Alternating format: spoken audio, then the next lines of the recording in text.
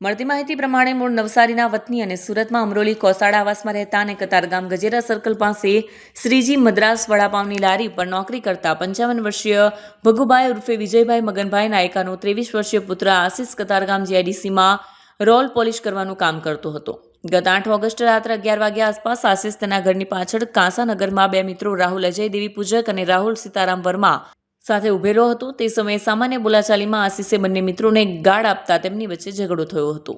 બંને મિત્રો આશિષને મારતા હતા. ત્યાં જ રહેતી આશિષની મોટી બહેન હર્ષિદા નવીનભાઈ રાઠોડની નજર પડતા તેણે ઘરે જઈ પિતાને જાણ કરતા તેઓ અન્ય પુત્રી સોનલ, આશિષની પત્ની મોનિકા અને અન્ય તમામ કાંસાનગરમાં દોડી ગયા હતા.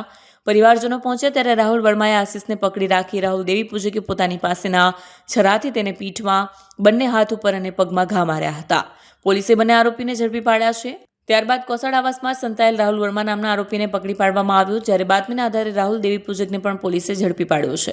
તારીખ 8/8/2025ના રોજ અમરોલી વિસ્તારમાં આવેલ કોસાડ વસાહતમાં રહેતા ભગુભાઈ ઉર્ફે વિજયભાઈ મગનભાઈ નાયકાના સુપુત્ર આશિષભાઈ નાઓ સાથે તેઓના મિત્ર રાહુલ અજય દેવી પૂજક અને રાહુલ સીતારામ વર્મા નાઓને બોલાચાલી ઝઘડો થયેલ, જે બાબતે ઝઘડો થતાં રાહુલ વર્માએ આશિષને પકડી રાખેલ અને આરોપી રાહુલ અજય દેવી પૂજકે તેના પાસેના સરાથી આશિષભાઈને પીઠના ભાગે છરા મારી ઈજાઓ પહોંચાડેલી, જે બાબતે તુરંત એની બહેન પણ ત્યાં હાજર હોય મરનારની આશિષભાઈની, તેણે તુરંત જ એના ઘરવાળાને જાણ કરતા ફરિયાદી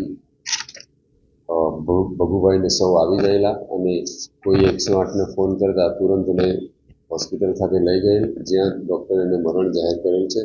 જે બાબતે અમરોલી પોલીસ સ્ટેશનમાં ગુનો દાખલ કરવામાં આવેલ છે. આ બાબતે તપાસ હાલ ચાલુમાં છે.